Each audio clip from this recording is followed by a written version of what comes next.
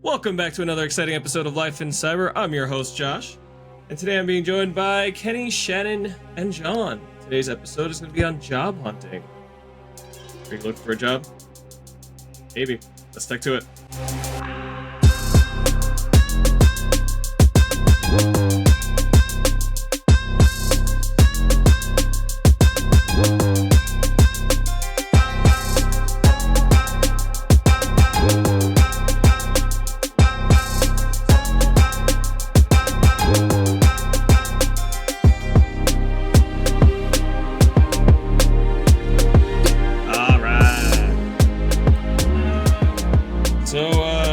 Job hunting, something that I think a lot of people were doing this year. Unfortunately, there's been a lot of cuts, but there's also been a lot of job openings.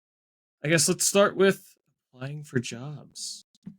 What's the first thing you guys do when you have to get into this situation? When you've realized it's time to go, or you just want something new? I call Kenny. All right. Well, if Shannon calls me, that means that my opinion is the only valid one. I'm just kidding. So I guess I can go away. Sorry, guys. I'll say the first thing that I do is I like to take the time to like reflect for a bit, right? And this shouldn't take too much time. Obviously, your livelihood is at stake. But hopefully, if you have the situation where you get to keep your job and you get to choose what comes next and it's on your timeline, then you can take all the time you want. But if you don't have that luxury, this should only be like a day at the most. But I always try to take a minute to think on like what I want, right? And so the last time I did this, the first thing I realized was, hey, this consulting thing isn't for me. Like, I don't like pursuing, specifically dollar signs. I wanted something more meaningful in my life. I really enjoyed working in education, switched to consulting, came back to education because I was like, you know what? That whole like industry business world where all it is about chasing the next dollar, not my thing. What do I want? And then I kind of realized, like, I think like education's kind of my calling, and that's kind of why I went back to that. Like, yeah, I could make more money outside of here, especially now, but nah, I'm good. But then other than that, it kind of comes down to like, what are you looking for in your type of job? Do you want to work from home? Do you have a specific salary range? But I would say look at it a little more like personally than that. Like, obviously those types of things are pretty easy to figure out, but what about like, what do you want your trajectory to look like? What are the types of things that you want to work on throughout your career? Like, if you work in IT or technology specifically, what kinds of projects are you interested in? What type of technology work do you want to be doing? And what kind of impact do you want to leave? And then I think of it from like a project management perspective, like, okay, if that's the target, what are the milestones that'll get me there? And then I try to pick, all right, which one is the closest milestone that I think is attainable, and targeting that as my next role, right? So I think a little more broad stroke on that than a lot of folks. I don't know, take it with a grain of salt, but that's kind of where my first thought goes. And I usually spend about a day or two on that. I really think that's the question of, where do you see yourself in 5 years? You'll hear a lot of managers actually ask you that question. And to be honest, I think they're fishing to see if you've done this as self-assessment already. They're looking to see, have you identified your skills, your strengths, your weaknesses, your career goals, and have you actually given a grain of thought, right? Like, even if you just spent one afternoon or one evening going with it, I think it's a very important step in your job search. So you guys have it down where you have like your own personal Gantt chart of determining what to apply for. Yeah, pretty much. It's not super specific, and of course I change it often, right? This is one where like me going through all of those thoughts, like I revisit these thoughts regularly. And I don't mean like once a year, I don't mean like twice a year. I revisit them probably like once a month, maybe even more often than that, sometimes every day. And it's to like figure out, like, did I find something through a project that I liked where I'm like, okay, I want to tweak that? Or did I not enjoy something about a specific thing that I was considering, expanding on? And I think this is important. This is important for anybody. So there's going to be two paths in front of you, right? You're going to be the person that's looking for a job at ASAP because let's say you got laid off yesterday and I'm looking for one now. And then there's going to be the guys that they're just not very happy with their day-to-day grind and they're looking for something that fits their needs a little better. And I think this is something that all of us need to be doing, whether or not you're in the job market or not, because maybe you've identified this is just not where you want to be. Maybe security is not where you want to be. Maybe sysadmin is not where you want to be. Maybe you don't want to be a manager. Maybe you want to change your career. Well, if you do this identification, you can find where your weaknesses are and go find, well, how do I get those new certifications? How do I get the new training so I can hit my new job industry that I'm looking for?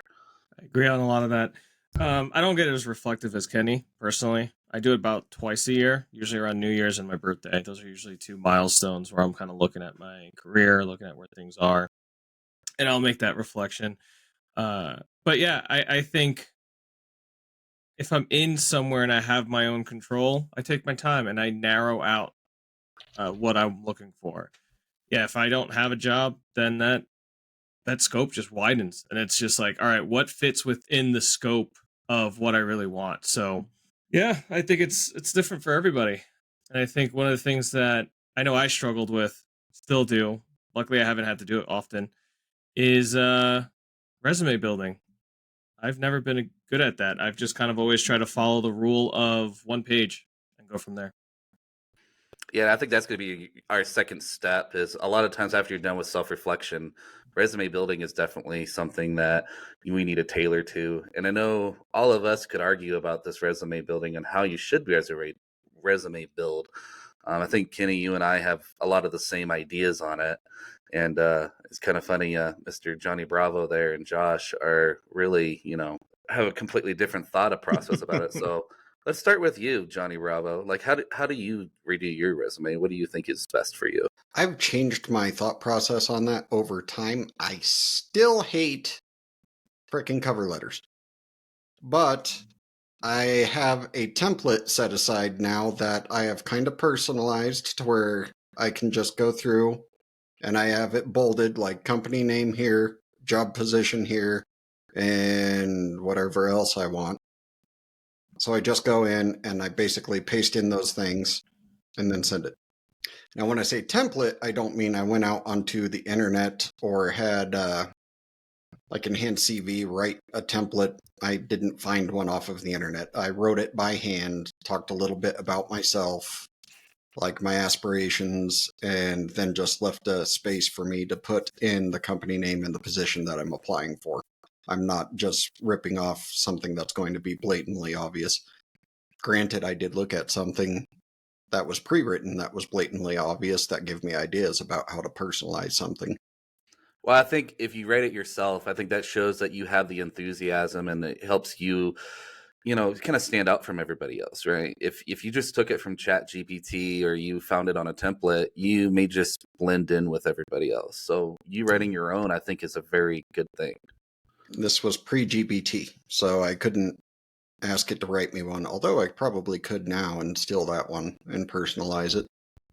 But I told you don't. He's going right to it, guys. Don't go towards the light. No, see, I take a mixture of Chat GPT, something old, make fun of my kids, enter my name, job description, company name. And that's kind of a formula that you can use. Because they're like, oh, you have kids. I want to know about your kids. How have you damaged them? I need to know. I look at it from my own perspective as a manager as well. When I see a cover letter and I see a resume, I look at these 2 pages. I'm like, ooh, cover letter. Okay, what am I looking at? That's exactly what I do with it every single time. So from my perspective, it's pointless. I don't look at cover letters. That's just the way I do things. I rather just look at your qualifications. And then I usually have actually our talent manager do a pre-qualification. See if you have personality and just try to see the personal side of a candidate. And then if they pass that initial test and they would fit our culture as a company, then I move on and that's when I jump in. So what industry are you in, Josh, for everyone to hear? Because I think it's unique to where you're at. Yeah, so we're professional services. We're primarily software development. So we do a lot of custom software, mobile development, web applications, the whole 9 yards. We also have a marketing and a design department that help with a lot of the moves after the fact, because we've built a lot of custom and applications that started from the ground up, from nothing, just ideas. We've worked with guys like Planet Fitness and the NFL on different things. So, it varies. It does vary. We've worked on some startups. And so we've built a marketing arm because of that, to try to build that startup up. And so we've done quite a few different things, but The culture, I think, is a lot harder now with so many remote users, but that's usually one of the big things that I think attract people to our organization. And it's one of the things that definitely help keep a lot of us around. We have a really good culture, and I love it. So I've been trying to take my time coming in on this one because you guys know my opinions because I tend to just blurt them at you whether you want them or not. Especially when you least want it is when I usually do it. So I will say I am the opposite of Josh. Although I will recognize that John just pointed out a specific point. Context matters, right? Josh, you and I work in completely different areas of technology, right? I don't do any custom development, and most of my stuff is very customer facing, right? So to me, the technical prowess and the concept of meritocracy in the sense of like, just look at my qualifications and hire me based on that will often shoot me in the foot. I need to focus more on people's motivations, drive, and then since my environment is so unique from we don't do many routine things. Most everything we do is very custom.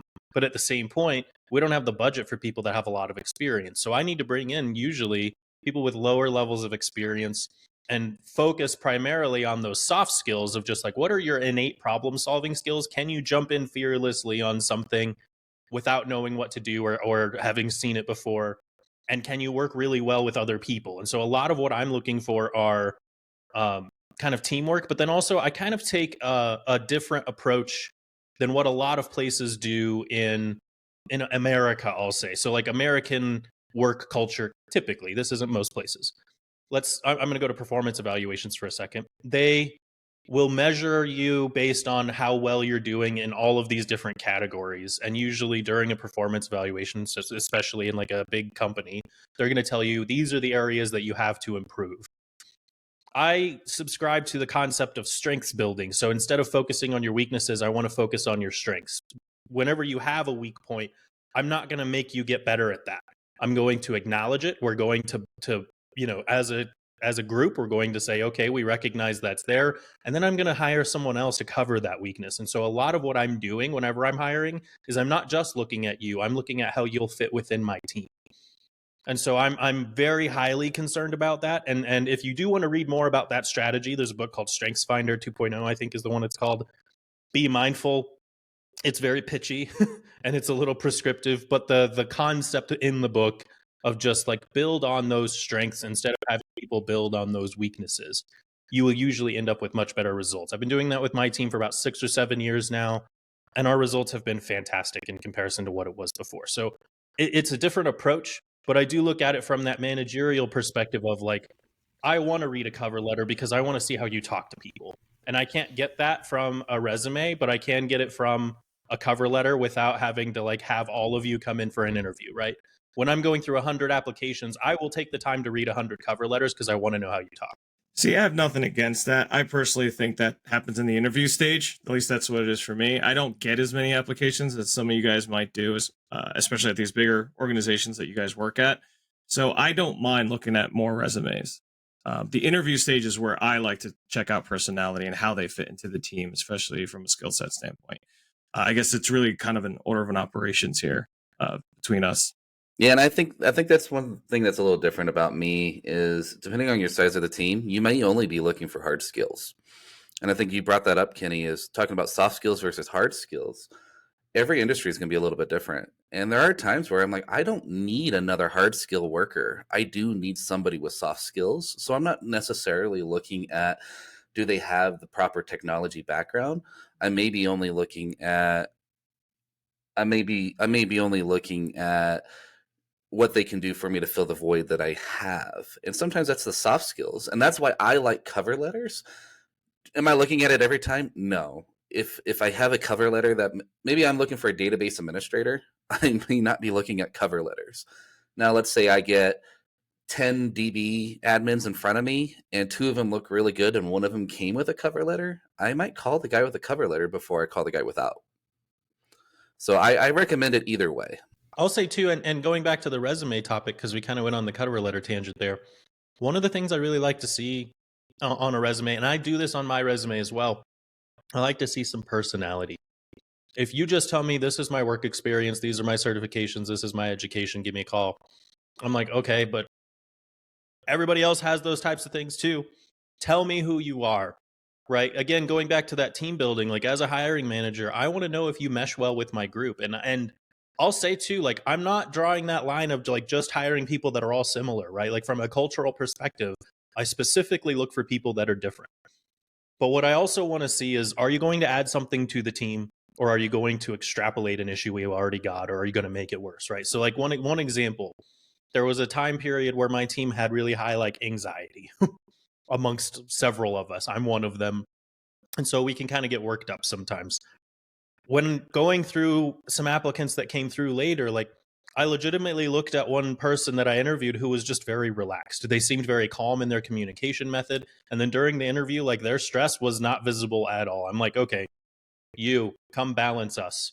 And he ended up being one of the best people on my team. I think he's a listener actually. So I think like really looking for things like that. Like again, it's not about you specifically all the times. A lot of the time it is, but there are times where like if it's between you and somebody else of equal qualification, I'm going to choose the one that's shown me who they are. So again, I feel like that's very interview-esque. How do you get that from a cover letter? Some of that is in an interview. I use the cover letter to try and filter that preemptively. And again, this comes down to like how many applicants, right? I'm talking about 100 applicants that all might be qualified. I don't have time to interview 100 people. And in fact, if I try to narrow that down to 10, how do I do that in a way that's objective without discriminating? Right. And so what I try to focus on instead is like, okay, what's the quality of your communication? And that's how the cover letter allows me to help filter for that, to get it down to something reasonable as far as number of interviewees. Otherwise, I'd be interviewing for like 2 years for how many applicants we get. Like, again, this kind of comes down to like size of organization, Josh. I know you're in a smaller area and you probably would get like, 15 to 20 applicants and it's a little easier to manage. But when I'm looking at like 1,000 to start and then after the pre-screening, it's 150, what do I do, right?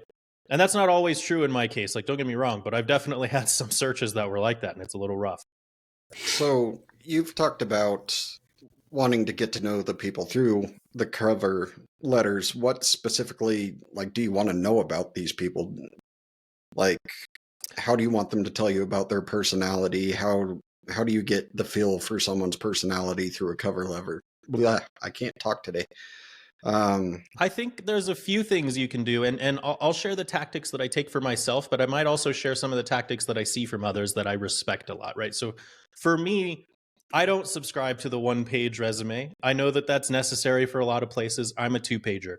It's just part of who I am. But I also have a lot that I like to talk about. And if you don't like that, that's fine. I know that I'm probably not going to work with you. I'm a very chatty person. But when I'm looking at like what I put on mine, I have a section for like things that I'm the most proud of.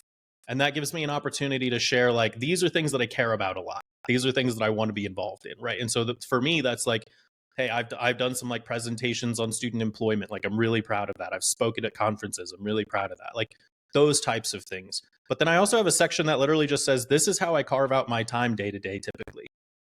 And it's a pie chart of like, I spend it this much on work, this much on working with my team, this much on self-care, things like that.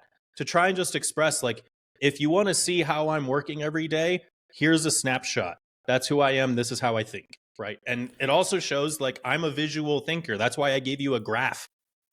So there's a lot of things that you can pull from that. But what I've also seen from other people is I really respect like creative folks that work on my team because I'm looking for innovative thinking. And so when somebody's a little more creative in how they do their resume, i.e. not following a standardized template, coming up with some unique way to express themselves, whether it be a splash of color, a specific level of formatting, some way of organizing things. It doesn't really matter to me if it's something I haven't seen before and it looks creative. I'll respect that a lot. What about, should you apply for a job if you qualify for the job? Let's say I meet 100% of the requirements. Do I apply? Versus what if I find a job that maybe I only know about 60% of it? Do you feel that that applicant should be applying for that job? My rule has always been 70%.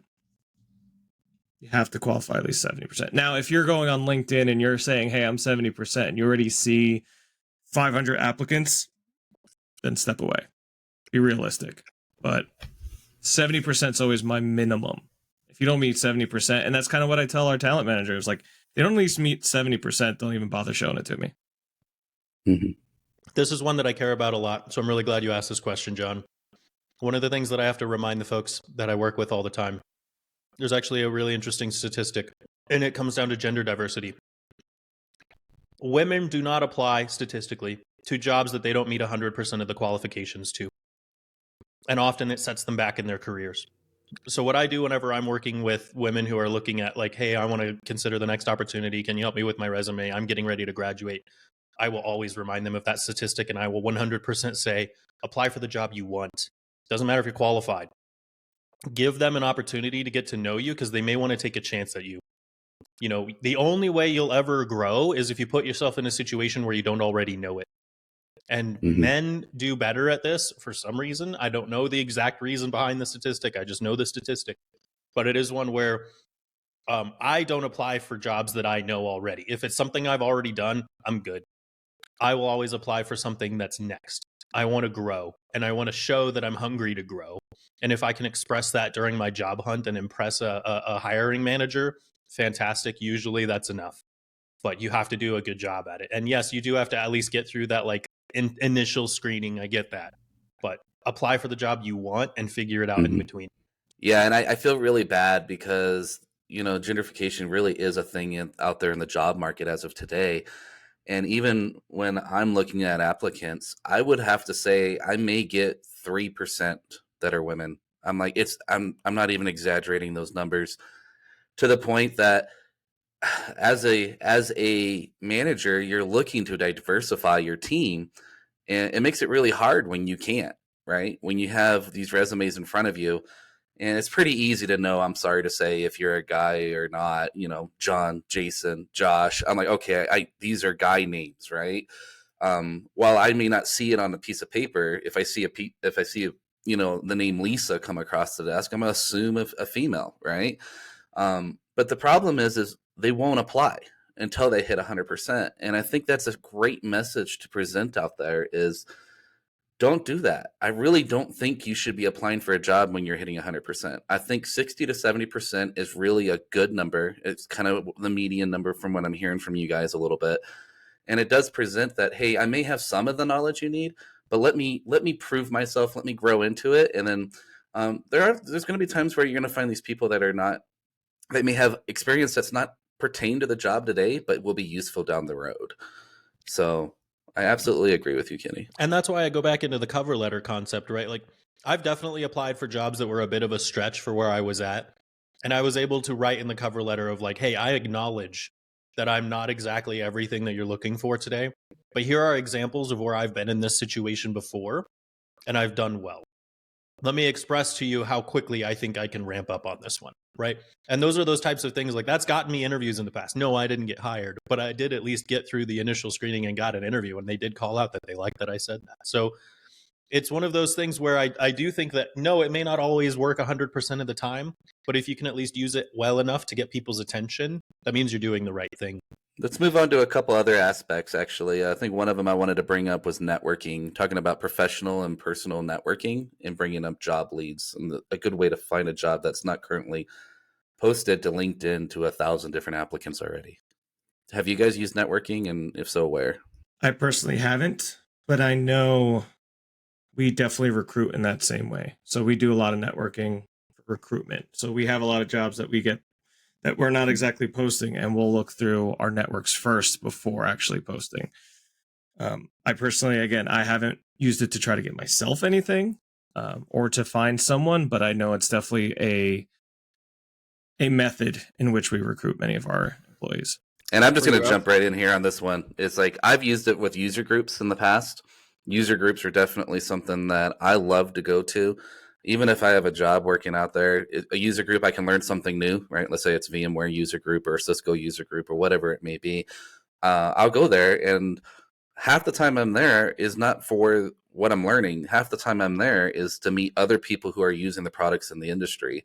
And I even tell my students the same thing, to go out there and go to these user groups and meet the professionals in the industries. And you'll be surprised in how many of my students come back and said, I have an internship with a new company. I have an interview with another company, because they went out there and they shook every hand there, right? They're trying to talk and meet with people. And I highly recommend it for anyone out there. So I've been to these places and I've met the people. My problem is I'm terrible with names. So I go out, I shake the hand, and I'm like, hi, you bought me the food last night. Your name is Steve. Right. I'm terrible with names as well. I'm great with faces. I can remember a face from years ago, but I can never remember a name. Ask for business cards, I guess. Well, the problem is business cards don't exist anymore. I don't know about you. I don't even carry business cards anymore. Or LinkedIn. It's some form of identification. Yeah, I highly recommend using LinkedIn. If anyone looks at my LinkedIn, you'll see a ton of names on there. But there'll be a time where I'll be like, okay, I met this guy from Yelp, right? And so I'll be like, well, what the heck was his name? Well, I added him to LinkedIn before I even stopped talking to him, right? Like, hey, I sent you a request. They normally pull out their phone and they accept it right there on the spot. And I find it much easier to find those contacts later, right? You can be like, okay, I talked to this guy about Yelp. What was his name? Well, I can go into LinkedIn and say, search for Yelp in my contacts, and it'll be the first one that comes up. And so I highly recommend using social media, specifically LinkedIn, for your social and your professional networking. This last summit that I went to, I thought was really interesting. And what I liked about it is at the tables, they just had printed out some QR codes with each of the people's names on it so that you could just scan it and it would take you automatically to LinkedIn to where you could add them. So by the way, I teach networking. So if you want to learn like Network Plus, CCNA, I got you. All right, that was a bad joke. I'm sorry. Yeah, not that kind of networking. I will say on my end, I am 100% with John, although I do it differently. My approach is let me say it this way. I tend to think that like if I haven't turned enough heads where I'm at, then I'm not working hard enough. And so I tend to push myself really hard where I'm working in order to create a reputation where people will vouch for me. And if I haven't built that reputation yet, then I need to keep working. And so it obviously that takes time, and it's taken me quite a while at the university, but I think I've gotten there for the most part.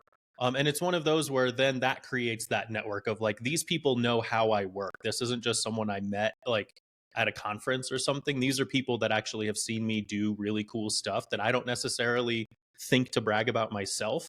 They'll call out things that I don't value as much, right? Because different people value different things when they work with you. And so those are the types of things that I try to do. I leave an impact with people by just doing good things, and then they can call out whatever they think was most impressive to them.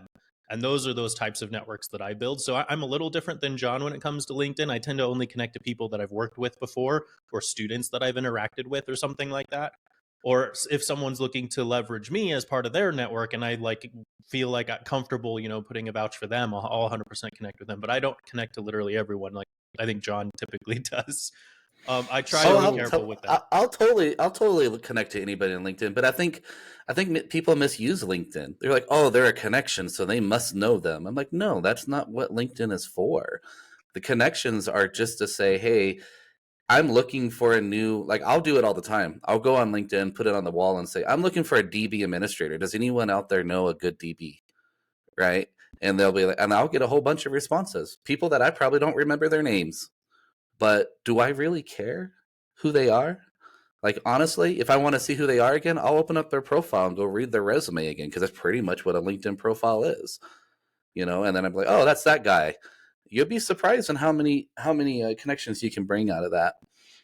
But I wanted to bring up another thing is for a lot of our people in our industry are introverts. A lot of us are. I was one day in the past. I don't remember, high school maybe. But if you're an introvert and let's say you go to these user groups, it's really hard just to walk up to some stranger, right? And just like, hey, I'm John. I'm a student, right?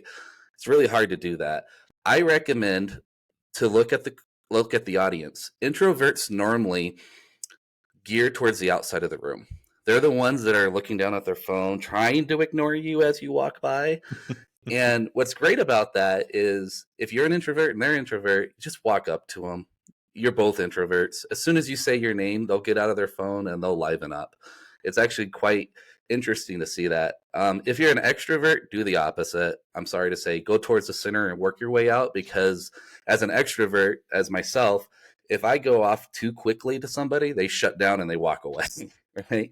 And so I kind of avoid the people in the edges of the room. I go to the middle because I want to be the loud guy in the room, right? So depending on who you are, use that tip, use that technique. You'll find that it's much easier to meet new people at these conferences. I'm one of those introverts, by the way. I know it doesn't seem that way.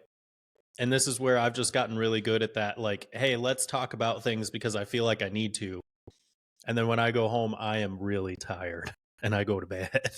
But I do kind of force myself into those situations. And I think too, like that awkward moment of like finding another introvert of just like, hey, what do you do? And the biggest thing that I always struggle with is when you're like talking to another introvert, like the default is to go to small talk, but introverts hate small talk. And so what I've tried to do is like whenever I'm at a conference, I try to have like a small repertoire of like 3 questions or so in my head that's related to what we're doing. So I try to use that to kind of like break the ice, so to speak, so that way we can talk about something that we're both interested in. So if you do struggle with that level of networking, like try to have something like that, like pre-prepared in your brain for like in your, keep in your back pocket. So before we move on to the next topic, you both mentioned that you had 2 different ways that you approached networking. How has that benefited you when you were job searching? The first thing for me is whenever I'm job searching, just because I've networked with you, it's pretty easy for me to just reach out to my LinkedIn profiles or link to somebody I've met and be like, and just reach out to a guy directly and cold call him, right? Basically cold message him. Because we're connections on LinkedIn, somewhere along the way, he's like, well, we must have met somewhere, right? I'll just DM him directly. I'm like, hey, I'm in the market. I'm looking for this. Do you know anybody or do you have anything for me? And you'll be surprised on how many jobs you get that aren't even listed. They're not listed anywhere. They're looking for this like, oh, here in a month I get a new position. It's not listed yet. I'll email you as soon as I get it, right? And you're like the first guy in the door. So I use LinkedIn for that, and I use my contacts on for these user groups just for that reason. So my method is a little less quantitative than John's. So mine isn't necessarily me reaching out saying, hey, I'm looking for something new. What do you got for me? Mine is instead like, I'm just going to keep doing these good things until people call me. And that's usually how it goes. So I get headhunted a little more often. And to me, it's not that much quantity, it's more quality. So usually when people are looking and they think of me with a specific job, they're like, oh, I've worked with that guy before. He'd be perfect for this. And then they bring something to me and I'm like, you know what? That actually sounds pretty interesting. And then I get a pick, right? It puts me in that situation where I feel like I have a choice. And that's what I like, where I like to be. Of course, again, it takes time to build that. And that's the problem. If you're in a hurry, my tactic does not work at all. But if you're in a hurry, or if you're new though, if you're brand new out of college, you don't have this yet. It's true. And so that's why I use my method. I'll move to a new area. Like I moved to Texas, 10 years ago now, and I didn't know anybody. How did I meet people? I went to user groups. I just walked in the door and just started talking to people. And that's how I made a career for myself. I didn't work for a company. I did my own thing. And that's how I did consulting work, and that worked out for me. And so if you don't know anybody, how do you find that job? How do you find that niche? And I will say too that like my method doesn't necessarily stay close to me geographically, right? Like this is one thing that I think like if you were to really take a moment to look at it at face value that I'm talking about, you would say, okay, well, that's only going to hit the people close to you that you work with. It's like, no, because of how long it takes, those people are going to move on. Those people are going to work for other places, and those people are going to talk to other people. Or somebody from their network is going to call them saying, hey, I'm looking for someone. Do you know a guy? Right? So there's still things that come from other locations. It's just not quite as what's the word? Broad, or I would even say like, again, like if you're in a hurry or moving to a new location, like John's would give you a lot more opportunity in a quick period of time. Whereas mine is more like quality on my own time, right? What about somebody who has bumbuster@69@gmail.com on the top of their resume?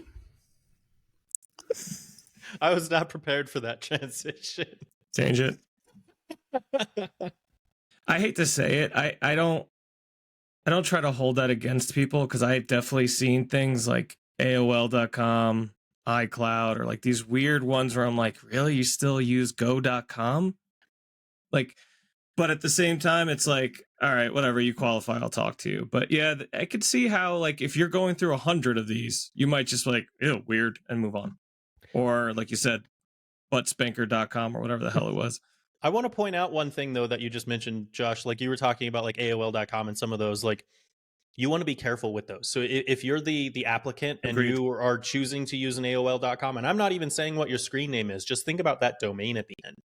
I automatically know, as someone who's been in the field for a while, that if you have an AOL.com email address, that you're minimum 30 years old, probably closer to 40. I would say over 50. Agreed. Probably. Right. So the only people I know that still use it are over 50. Exactly. So that gives me room as a hiring manager to discriminate against your age without you being able to prove it. Don't give them that.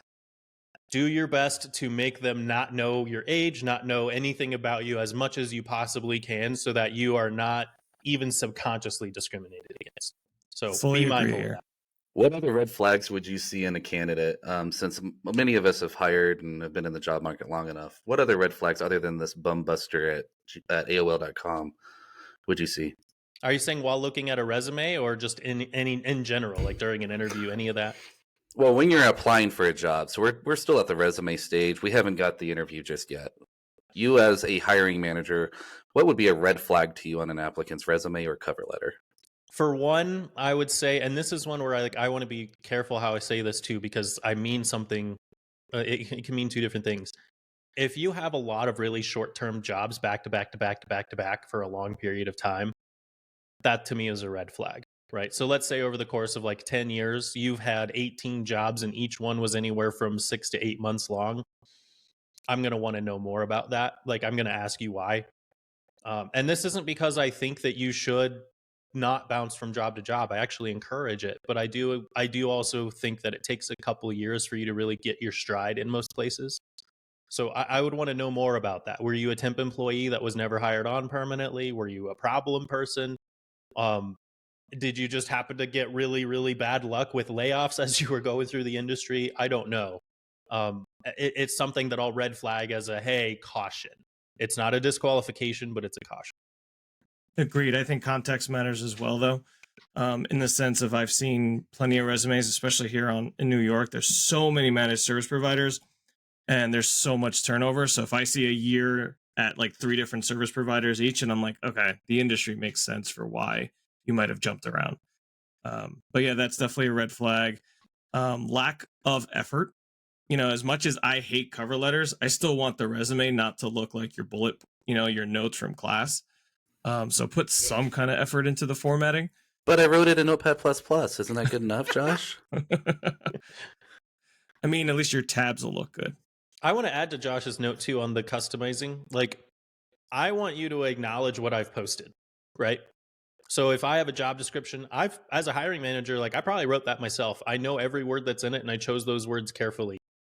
And if you aren't acknowledging those words in your cover letter or in your resume, then I don't think you actually read the job description and you're just applying to whatever you can find. Like, to me, that means you don't care and you're just looking for any job, not this job. And I want somebody who wants this job. I think grammar definitely is something I look at. If I see typos on your resume, it just tells me what the type of person you are, right? And so that's something I look for. And then something that I've come across way too often is people just bluntly lying on their resumes and cover letters. Just completely lying, saying, I am an expert level in Active Directory. And you know, the first question that's going to come out of my mouth when I get to the interview stage is, how do you reset a password in Active Directory? I'm going to ask you that technical question right off the gate because I am testing whether or not your resume is truthful or a complete full of bullshit. And if I find that you're bullshit, guess what? That's that 5 or 10 minute interview. And you're wondering, well, what did I do wrong? Well, you lied on your interview. You know, you lied on your resume, which I think is a good segue of getting into cyber interviewing, right? So let's say you actually did get that job interview. You've made it this far. Congratulations. I think that's half the battle, to be honest. If you get that first call from the recruiter, how do you prepare for that interview when that recruiter calls you? Because normally it's not the hiring manager that calls you first, right? It's the recruiter. I rarely have had headhunters call me. So there's a lot of this stuff where you guys as hiring managers, I'm like, yeah, I could see how you would do that. But me, I'm on the other hand, I'm the applicant. So in a question like this, I'm just sitting here waiting for the headhunter to call me. There's really no way that I can prepare for it because that initial call is like, hello, this is blah, blah, blah with blah, blah, blah company. And I'd like to talk to you a little bit and get to know you a little bit and then set you up for a second interview with the people that actually matter. Well, I think that's a hard one to say. You use the word headhunter, and whenever I look at headhunters, I'm looking at somebody who found me on LinkedIn and cold called me, right? That's a headhunter. But what about a position that you applied for? But it's not as I said, it's not the hiring manager that's going to call you first. It's going to be my job recruiter for like Dish that calls you to vet you out before you even get to the hiring manager. How do you talk to them? So I basically talk to them the same way that I would talk to the people that interview me. I get to read the job description. I memorize as much of it as I can because I know they're originally going to ask me some simple questions about the job and why I'm interested in the job. So I'll go through that process. Since I have the job description memorized, I can answer the majority of that, give them the samples that they want of how I can perform the job. And then they'll say, okay, Shannon, you're perfect. I'm going to set you up with the second group of people that may not think so. So Shannon, I try to take this a step further, not just looking at the job description, but I like to do a little homework. Like if I have a scheduled interview at all, I always try to schedule it at least a day in advance so I've got a little time. All right, because if you're just applying for something, you're never going to know if they're actually going to call you. So why do all this research in advance? But what I do is I try to look up the company's values. And so like what's their mission, what's their vision statement, what's their values that they have published on their website? What are they about? Right, and I agree, but that's not typically going to be brought forward in the initial phone call. I'm saying the initial phone call is they're the person not going to ask you. You need to tell them. Yeah, and I think I do the same methodology. If I get a cold call about a position that I applied for, I probably forgot about it, to be honest. And so they'll say, I'm so-and-so from this company, right? And you're like, that company sounds familiar. And this is your chance to actually ask them a little bit more. It's like, okay, who are you? What is your position? They'll tell you, I am the recruiter for this company, right?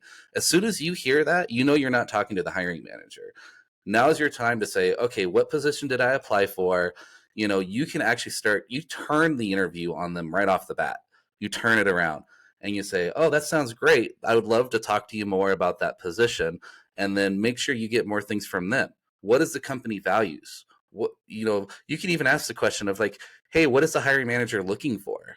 You can ask all these questions to the recruiter and you'll get so much more information off of this that you can then take home after you're done with the recruiter and go research the company, research the person. I'll search the hiring manager on LinkedIn and read what their background is.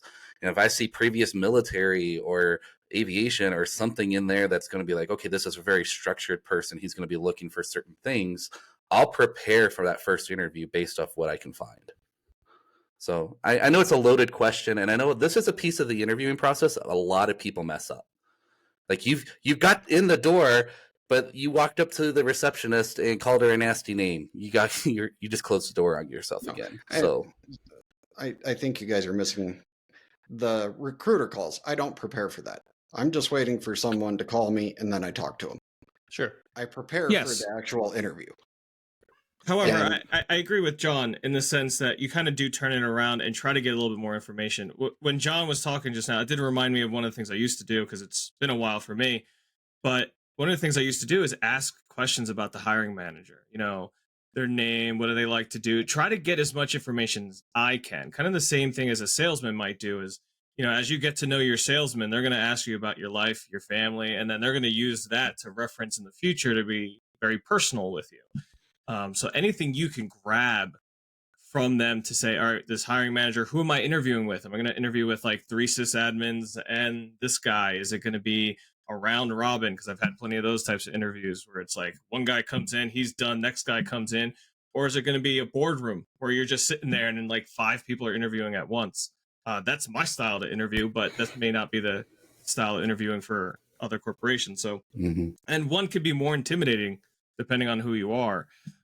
So I think it's very good to try to find out what's their process so that you're not caught off guard, so that at least from your prep perspective, you're only prepping based off of the resume, any additional information you gathered, as well as whatever you find on the website. Yeah, I think that's very important to say as if you're looking for it. And there's going to be times where they're going to call you in the middle of your workday, right? Or in the middle when you're busy. and they're going to be like, hey, I'm Rosemary from so-and-so. I would like to spend some minutes to talk to you about your job application with us.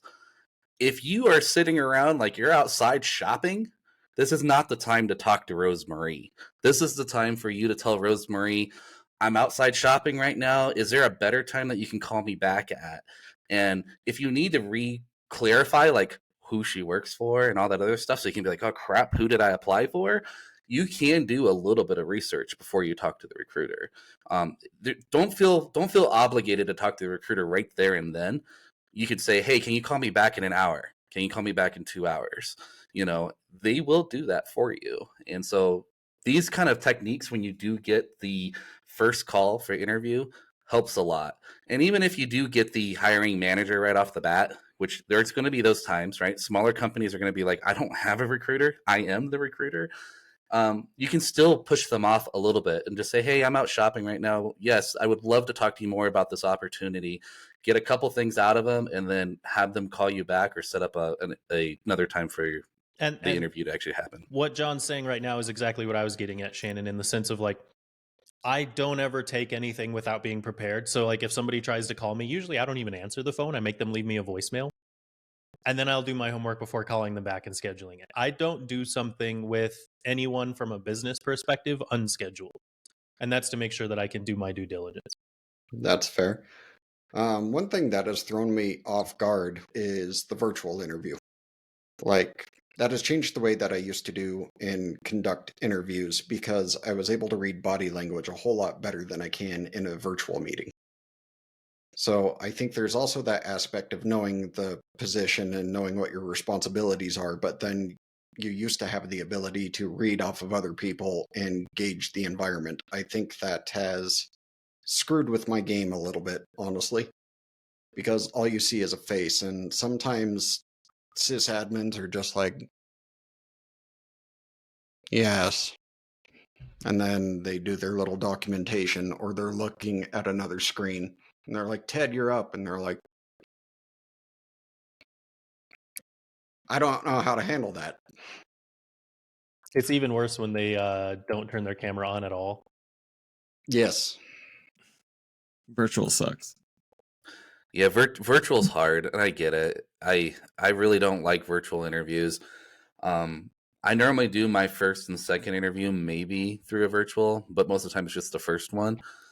Just because if this is the first time like you and I were talking, I'm not going to spend a lot of extra time knowing whether or not I really want to get to know you, right? I normally know if I'm going to hire somebody within about 5 or 10 minutes of talking to them. It doesn't take long. But if you find 3 people that you're like, man, I could hire this guy, check. And then you get like 3 people like that. Well, that's when you want those second interviews. And I'm a little different as a manager. What I like to do is I try to take them to lunch, right? I'll take them out of the interview process, see how they act, see how they react with the public. Are they polite? I get to know a little bit of thing about them. And I've actually thought I was going to hire somebody, take them out and find that they were the rudest person out there. And I decided not to hire them. So that's another technique that I use. It's one of the things I love that technique. Go ahead, Josh. I was just saying, I love that technique. I've only had that happen to me once. Thank you, Carbonite. But yeah, it was nice. I had a really nice burger. But that's the same thing they were doing to you, right? They want to get to know you. Yeah, and it was a new experience, but I honestly loved it. It was different, but in a very good way. I've only been on the receiving end once as well, and I'll say, like, again, like as a candidate, it's really nice because it kind of makes you more comfortable, and it helps you get to know them as well, right? And one of my philosophies is during the interview process, like it absolutely should be similar to a first date in the sense of like you both need to be trying to get to know each other equally. Like you need to see if these are people that you can mesh well with as well as they should, as much as they're trying to measure you in the same way. Like go ahead and do that measurement and do whatever you need to get that time in, to get those questions in and figure that out for yourself. And that's really hard in super structured interviews, which is why I like those ones that are a little more laid back. But I will say, like, I really struggle with the virtual ones too for the same reason. Like I do read a lot of people's body language, and I do think that you miss out on a lot of that. And so to your point, John, like at some point, like especially during finalist interviews, I do my best to do those in person as well for that reason. But yeah, I think I take the non-traditional stuff even a step further. Like before I even have a position open, if I'm working with you or talking to you about your career, the first thing I'm doing as a hiring manager is like, do I want to hire you maybe? We will Google you. Yeah. We will Google you. And so if we can find you. Even if you're just asking me for advice, like right now, like if you were sitting here like, hey, can you help me with your resume? The first thing I'm doing is, would I hire you? Let me think. And if I would, I'd be like, don't even bother. Come work for me. So how do you define success, Kenny? Oh, that's an interesting question. I don't know if we should get into that this time.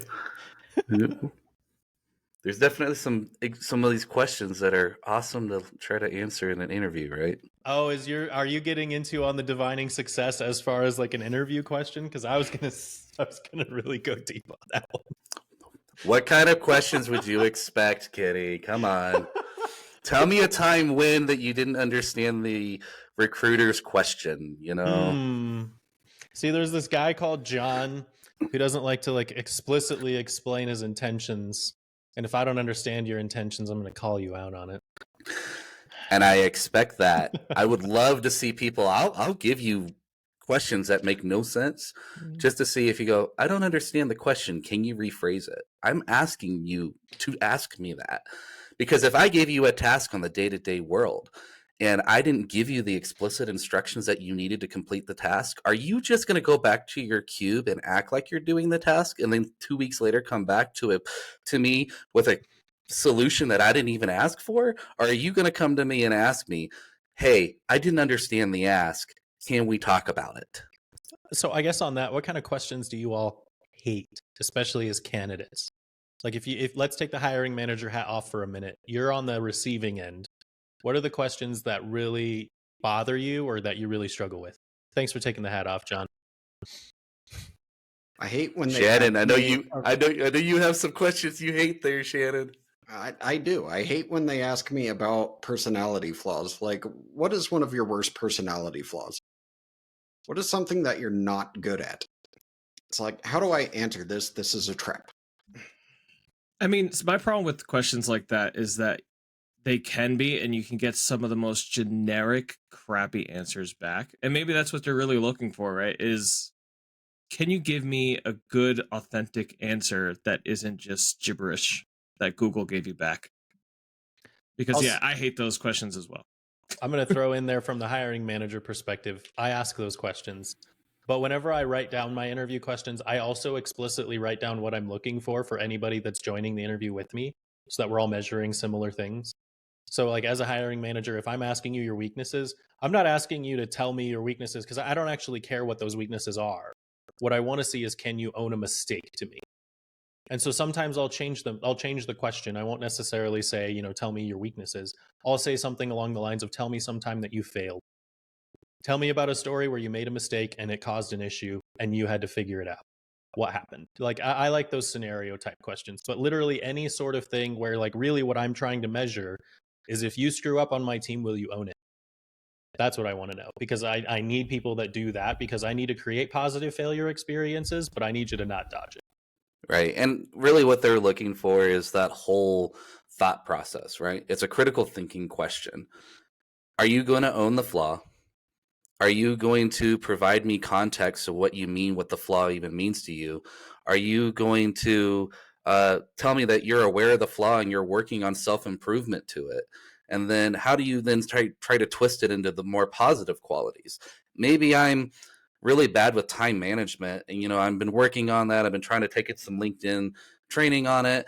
But as I'm going through my time management, I've noticed that if you're looking for something that's really high quality, I can sit there and focus on something that's very high quality and present a product to you that you'll be proud of. So there are times where you're going to need to come to me and tell me, hey, I need this done by this date, and I'm okay with the quality not meeting the high standard that you're looking for.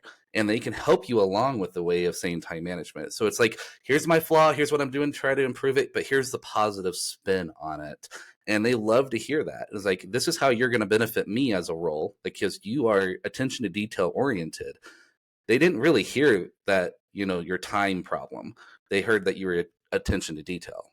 And so be careful with that positive spin too, right? Like there's a lot of people where I'll ask that question, they'll be like, oh, well, I care too much and that's my problem. I'm like, no, don't give me that humble brag. Shut up.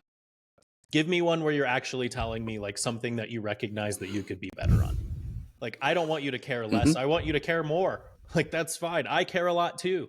But my biggest flaw isn't that, you know, and I don't have a weakness. Yeah, I'm perfect. And that's a big red flag, by the way. It is. That's a big red flag. If you come to the audience and say, what's your weakness? Well, I don't know if I have a weakness. No, make one up. You need to have a weakness. Everybody has a weakness.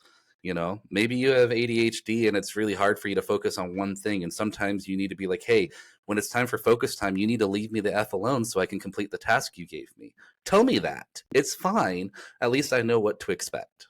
Here, I'll give you one right now. You got to toe the line on that one carefully, though, because you can borderline into anxiety and disabilities that you didn't want to really disclose earlier.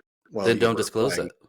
Yeah, don't disclose anything you don't want to say. And when I say ADHD, I'm just making fun of just everybody out there is a goldfish brain. I'm a goldfish brain. You know, after 7 seconds, I forgot what you even told me. And that's the thing. And so if you have issues with time management or paying attention to detail or whatever it may be, just own up to it. It's fine.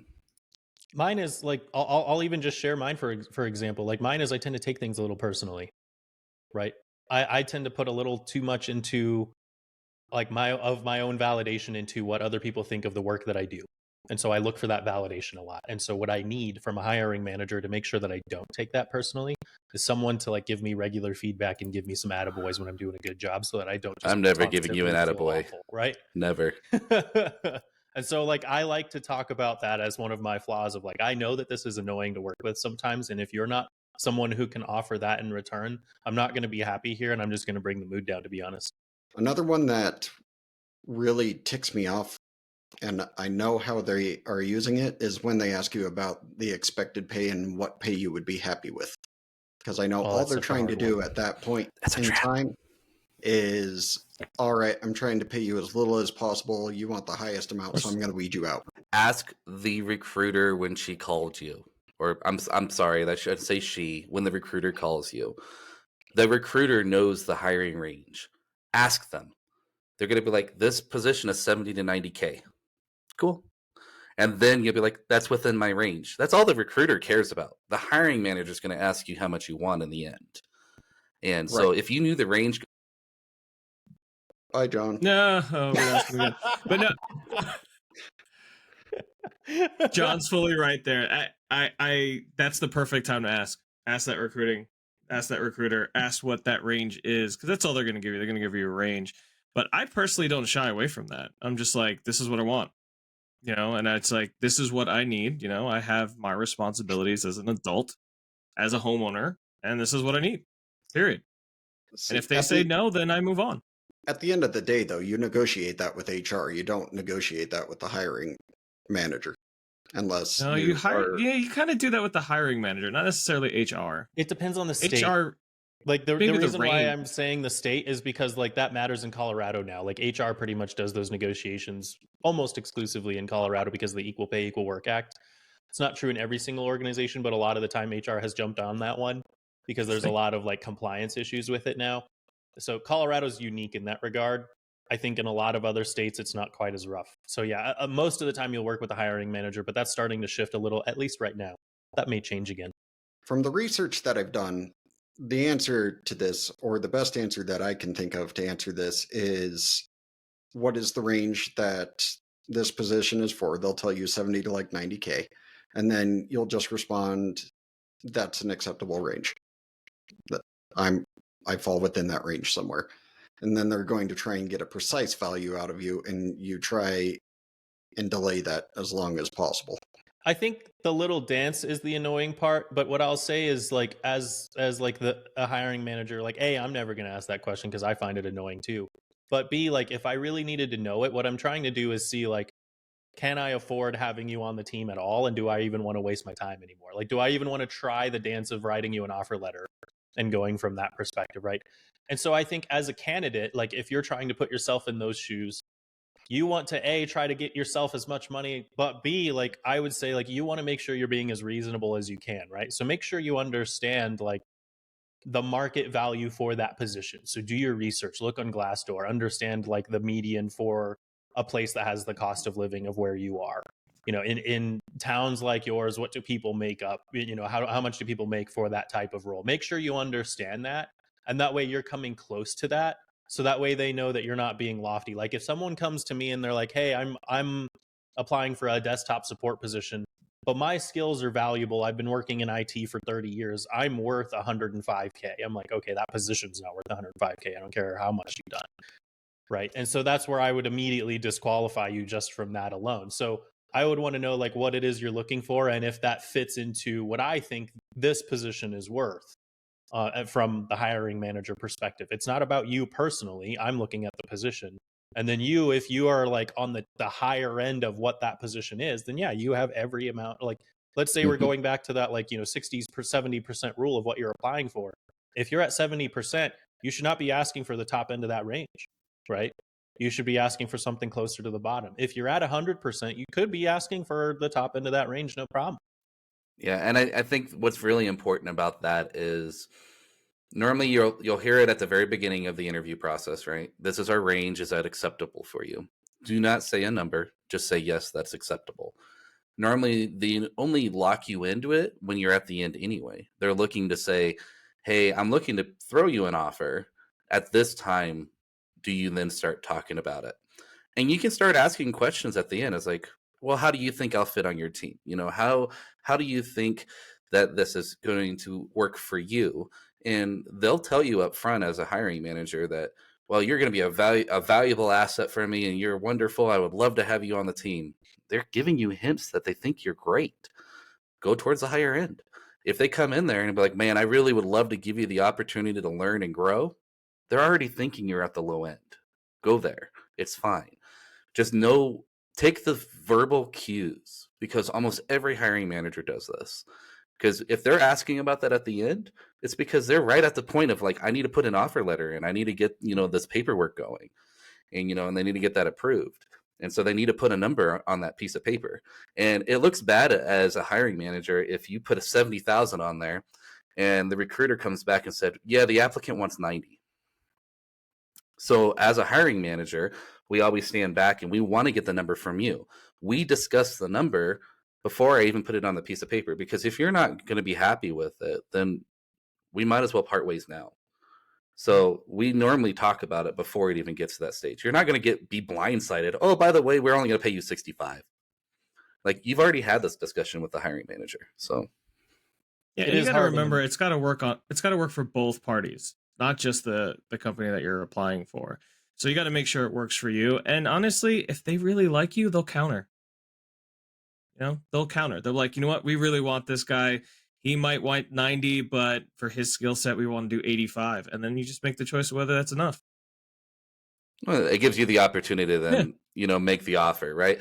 85. Oh, well, really, with all these skills and doing my research on salary.com and doing all of this, comparables are actually at 105. And I'm willing to come to your company because I think your values align with mine. You know, exactly. you can start pulling this crap out your butt. I do it all the time. But that's exactly what you're looking for. It's not just a job, right? You got to be happy there too. If you're miserable working that job 9 to 5 every day, it's not going to last for you anyway. So find that job that you're going to be happy at, and ask those questions ahead of time. While we're on this topic, I also have a general rule. Like, if I'm negotiating salaries with someone, like if a candidate is trying to come with me saying like, hey, you know, I know you made this initial offer, a candidate should always try to negotiate a little bit higher unless they're really happy with the number initially, right? What is that, like, how high should you ask, right? And to me, like, if someone's trying to do business with me and I've made an offer to you and you ask for more than 10% of what I offered you, I don't think it's going to work. Like, I look at that as like, oh, wow. Like, you know, there's clearly a misalignment here of like who's valuing what. So if you're asking me for like 20% more, let's say again, let's go back to that desktop support thing. If I'm offering you 55K, 60K for that, and you're like, well, I think it's worth 75. I'm like, I'm sorry, I really don't.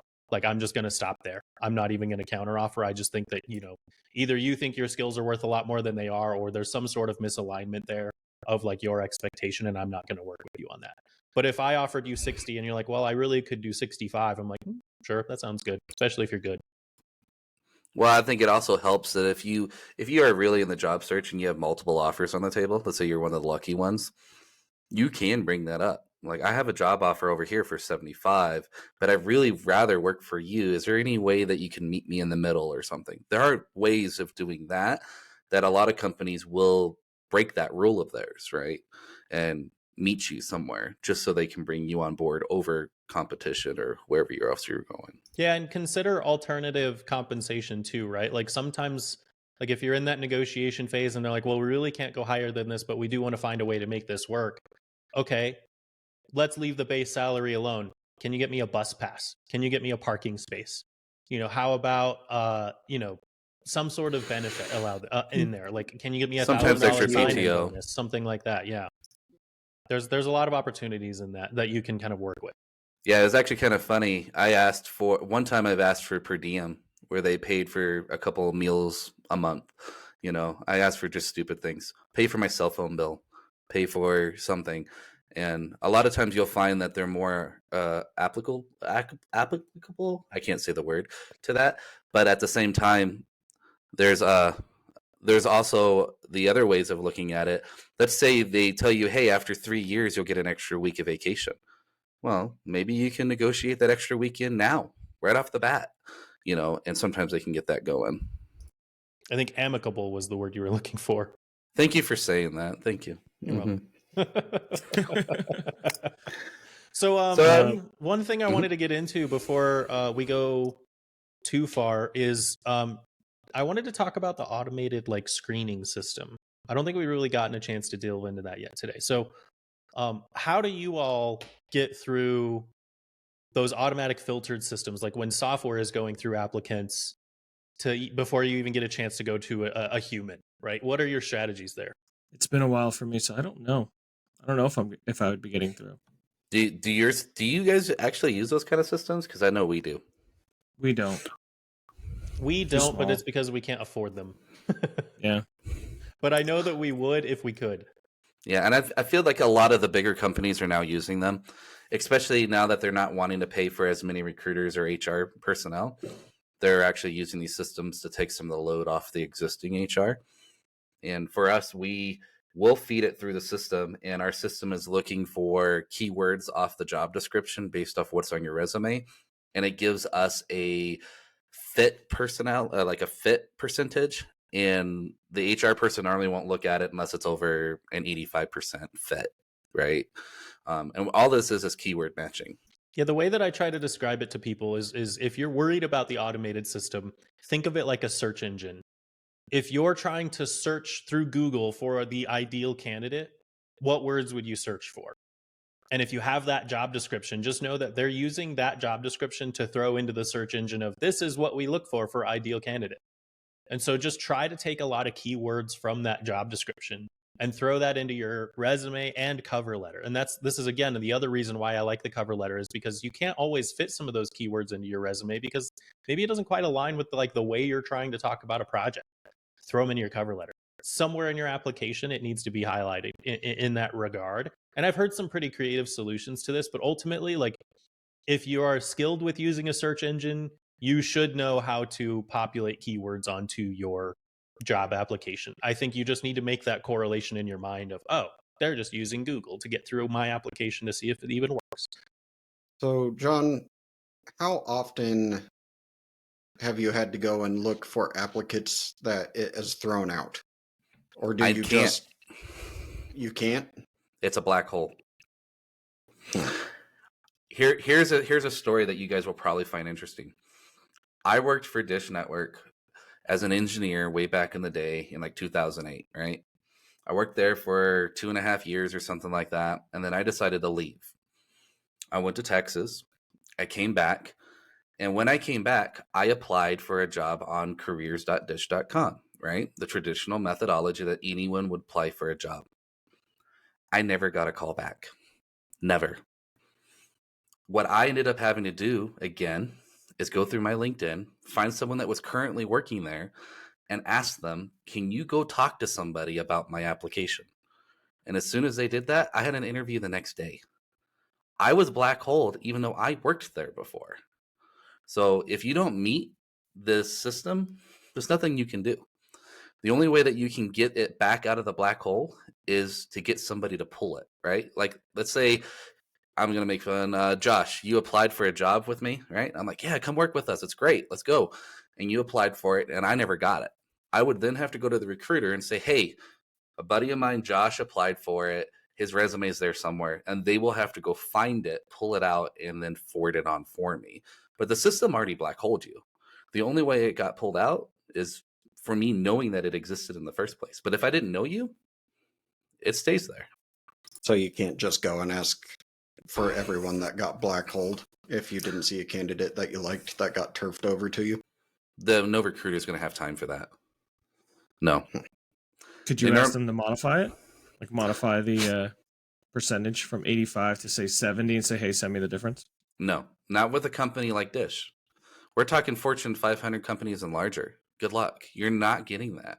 The only way that you're going to get in that door at that stage is to know somebody, is to cold call somebody, find out who that hiring manager is, and message them on LinkedIn. You know how many people whenever I have a posting, if someone brought me a resume, whether or not it's an employee or somebody that works for the company that I don't even know, there's 12,000 of us. There's no way for me to know everybody, right?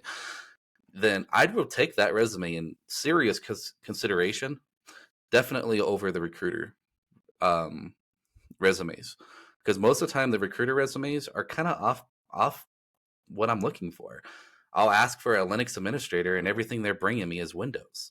They don't understand the difference. So like it's hard to get in that door. And I'm thinking every time I talk about this stuff, networking is key for me. If you want a job in the current industry and you want that leg up, you want a way to stand out, write those cover letters, go network, find the people who are there, cold call them for crying out loud, message them, and just say, hey, I'm looking for a job there. And I don't know how many people I've talked to, they're just like, oh yeah, we're looking for a system administrator, or I know this guy. And I'm like, well, could you forward my resume to them? And they'll do it for me. I highly recommend finding ways to stand out. Well, and I'll add to this too, like in our area, I may not use software, but we do still have like an initial screening process. It may be a little more manual, but we still go through this process, right? Let's say that like out of 100 applicants, I'm given from an HR committee, 10 to work with. And so those are the only applicants whose information I see. Then what do I do in that scenario, right? Let's say I go through those 10 and I don't like them. Do I go back to that initial pool? Sometimes. It depends on how big the pool is. If the pool's really large, or if other people are, and sometimes we'll actually disqualify a pool if we don't think it's like diverse enough, right? So a lot of the time we'll just cancel the search and start over. That happens too. It's a little interesting from that regard. But what I will say is like, you're absolutely right, John. Like there's a lot of times where like the software will disqualify people who are perfectly qualified just because their application doesn't quite hit enough keywords in order to make it through, right? And it's an unfortunate fact, especially of the larger organizations. So how do you get through it? I will say that as a hiring manager that doesn't use one of those software things, I still do the same thing you do, John. If somebody reaches out to me personally and says, hey, like, I know that you're not hiring for your team, but I know that this other team is, and I was wondering if you could vouch for me. I'm like, even if I don't know you, the thing I'm going to do is take a moment to look into you. I'm going to look at your LinkedIn profile. I'm going to Google you. If I know what program you were in at my university, I'm going to go talk to some of those instructors over there that I know and see what they thought of you. And I'm going to find a way to see, like, should I vouch for this person or not? And I will put that effort in to give you at least an hour of my time to find out yes or no. If it's no, I'm just not going to respond to you. If it's yes, I'm going to take your resume, and I might even ask to meet with you before I vouch. You're a lot kinder than most people. I know. Like if someone cold called me and was like, I applied for a position at your job, I don't know you, go do this, I'd be like, yeah, you can piss off.